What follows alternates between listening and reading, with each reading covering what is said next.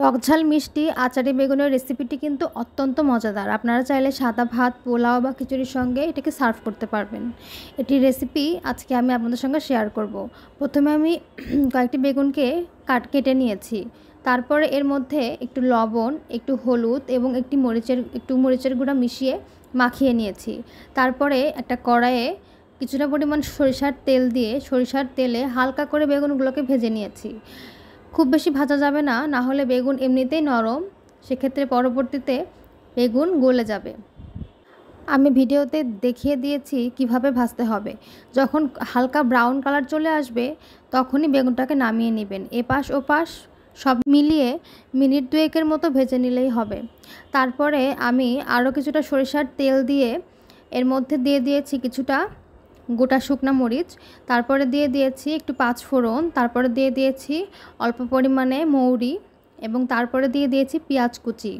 এই সবগুলো উপকরণকে কিছুক্ষণ আমরা ভেজে নিব, যতক্ষণ না পর্যন্ত লাইট ব্রাউন কালার চলে আসে। যখন ব্রাউন কালার চলে আসবে তখন এর মধ্যে দিয়ে দিব অল্প কিছু রসুন কুচি। রসুন কুচিগুলো দিয়ে আমরা আরও 30 সেকেন্ড থেকে 1 মিনিট ভেজে নিব। তারপরে আমরা এর মধ্যে দিয়ে দিব রসুন বাটা এবং আদা বাটা। তারপরে এগুলোকে মিশিয়ে একটু ভেজে নিয়ে যখন আদা এবং রসুনের কাঁচা গন্ধটা চলে যাবে তখন আমরা এর মধ্যে তেঁতুল গোলা পানি দিয়ে দিব। আমি কিছু তেঁতুলকে আগে থেকে ভিজিয়ে রেখে চটকে নিয়ে সেই পানিটা এর মধ্যে দিয়েছি।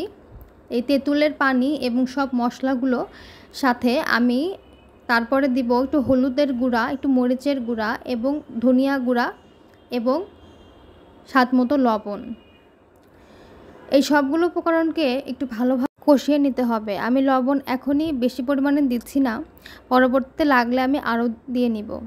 তো সবগুলো উপকরণকে যখন ভালোভাবে কষানো হয়ে যাবে এবং উপরে যখন তেল উঠে আসবে তখন এগুলোকে একটু কিছুক্ষণ নাড়াচাড়া করে একটু ভালোভাবে কষিয়ে পরের মধ্যে অল্প পরিমাণে পানি দিয়ে দিব। খুব বেশি পরিমাণে পানি দেওয়া যাবে না, তাহলে বেগুনগুলো একদম সিদ্ধ হয়ে গলে যাবে, কারণ বেগুন এমনিতে অনেক নরম তরকারি। মধ্যে অল্প পানি দেওয়ার পরে পানি যখন বলক চলে আসবে তখন এটিকে ঢেকে আরও 1-2 মিনিট রান্না করার পরে ভেজে রাখা বেগুনগুলো এর মধ্যে একে একে ছেড়ে দিব। ছেড়ে দিয়ে বেগুনগুলোকে 1 থেকে 2 মিনিট রান্না করে নিব। রান্না করে নেওয়ার পরে রান্নার শেষ পর্যায়ে এর উপরে কিছুটা আচারের তেল দিয়ে দিব। 1 চা চামচ পরিমাণে তেল দিলেই হবে, খুব বেশি না দিলেও চলবে। আমার কাছে সিলেটের সাতকরার আচার ছিল, আমি সেটাই দিয়েছি। আপনাদের কাছে যে কোনো আচার থাকলেই হবে। তারপরে আমি এর মধ্যে দিয়ে দিয়েছি অল্প একটু পরিমাণে ভাজা জিরা গুঁড়া। তারপরে বেগুনগুলোকে নাড়াচাড়া করে জিরা গুঁড়াকে সাথে মিশিয়ে নিয়ে তারপরে এর মধ্যে দিয়ে দিয়েছি স্বাদ মতো চিনি। আপনারা চিনি আপনাদের টেস্ট বাড অনুযায়ী দিবেন, যতটুকু মিষ্টি দরকার আপনাদের মনে হবে ততটুকু পরিমাণে দিয়ে নেবেন। তারপরে এটাকে আমি ঢেকে আরও 1 থেকে 2 মিনিট লো আঁচে রান্না করে নিয়েছি। রান্না করার শেষ পর্যায়ে যখন এর উপরে তেল উঠে আসবে তখন বুঝে যাবেন রান্নাটি পারফেক্টলি হয়ে গিয়েছে।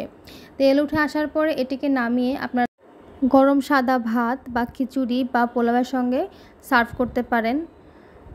আশা করি সবারই অনেক ভালো লাগবে। তো ধন্যবাদ সবাইকে।